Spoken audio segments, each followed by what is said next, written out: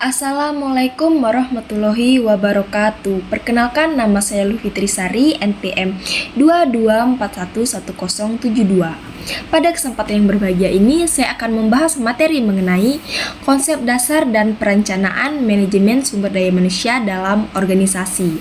Perencanaan sumber daya manusia merupakan proses analisis dan identifikasi terjadinya kebutuhan akan sumber daya manusia, sehingga organisasi tersebut dapat mencapai tujuannya. Nah, perencanaan sumber daya manusia bertujuan untuk memastikan bahwa sumber daya yang dibutuhkannya baik dalam arti kuantitas maupun kualitas atau kompetensi yang dimiliki telah tersedia pada saat diperlukan.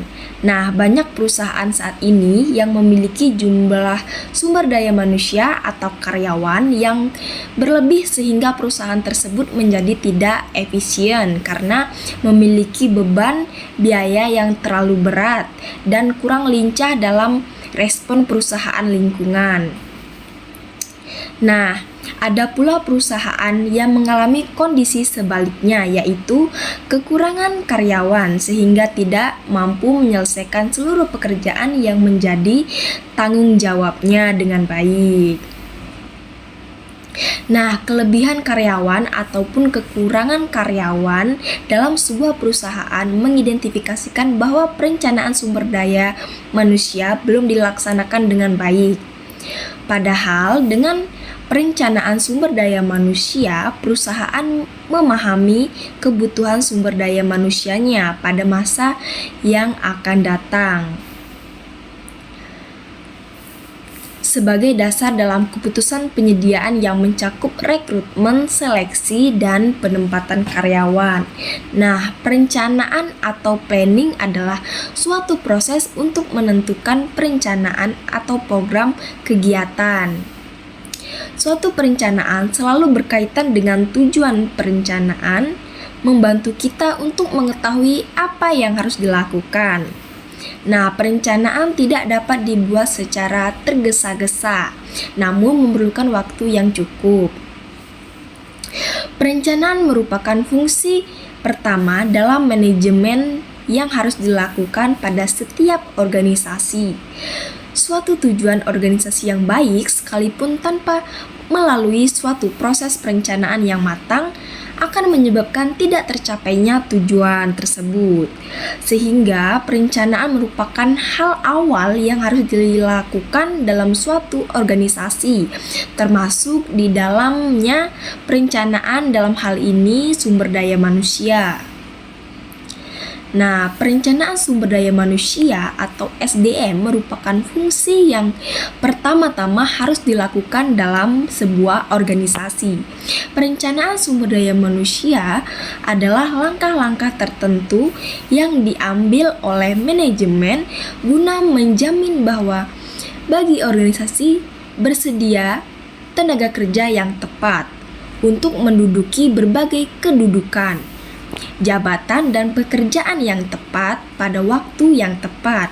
Nah, kesemuanya dalam rangkai mencapai tujuan dan berbagai sasaran yang telah akan ditetapkan. Nah, kata tepat merupakan kata kunci yang harus diselesaikan dalam berbagai konseptual yang mencakup penunaian kewajiban sosial organisasi, pencapaian tujuan-tujuan pribadi daripada anggota organisasi tersebut. Nah, faktor-faktor yang mempengaruhi perencanaan sumber daya manusia. Yang pertama, faktor internal. Yang dimaksud faktor internal adalah berbagai kekuatan dan kelemahan yang dimiliki oleh organisasi dan juga segala kendala yang ada dalam organisasi tersebut. Nah, adapun faktor internal menurut SP Siagian itu meliputi yang pertama, perencanaan strategik, yang kedua, anggaran, dan yang ketiga, estimasi produksi dan penjualan, yang keempat, usaha atau kegiatan baru. Nah, yang kelima, rancangan organisasi dan tugas pegawai.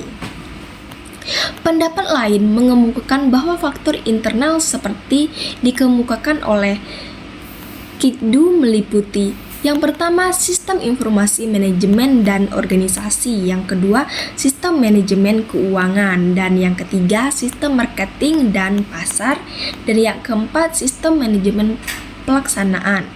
Nah, semua faktor yang terdapat dalam organisasi sangat menentukan kebutuhan sumber daya apa yang diperlukan, sehingga mampu mengarahkan kegiatan-kegiatan perencanaan sumber daya manusia ke arah yang sesuai dengan tuntutan organisasi. Nah, dengan mempertimbangkan hal tersebut, mereka dapat dipastikan organisasi akan mendapat informasi penting mengenai kebutuhan sumber daya manusia. Nah, yang kedua, faktor eksternal.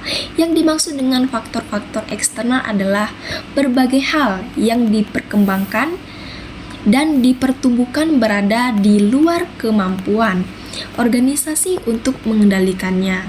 Nah, faktor eksternal itu adalah seperti teknologi, sosial dan budaya, politik, dan ekonomi. Sedangkan pendapat lain adalah seperti situasi ekonomi, sosial budaya, politik, peraturan, perundang-undang, teknologi, dan pesaing.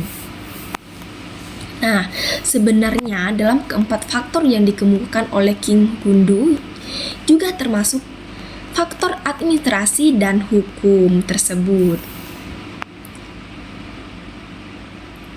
Dari pengertian tersebut, ada suatu pemikiran satu dengan yang lain seperti situasi ekonomi, politik, sosial, dan budaya, serta teknologi merupakan faktor luar yang oleh keduanya dibahas. Sedangkan jika dibandingkan keduanya, maka pendapat Siagian lebih peka terhadap gejala yang cukup dominan, yakni muncul kompetitor atau pesaing.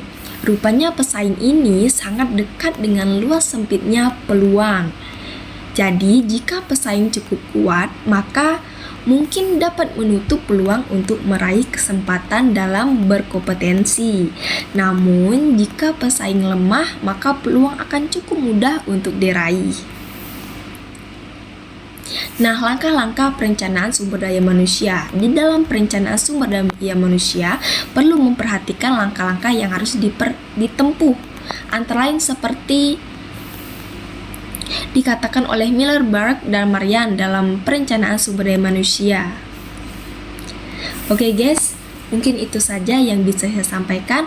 Kurang lebihnya saya minta maaf. Terima kasih.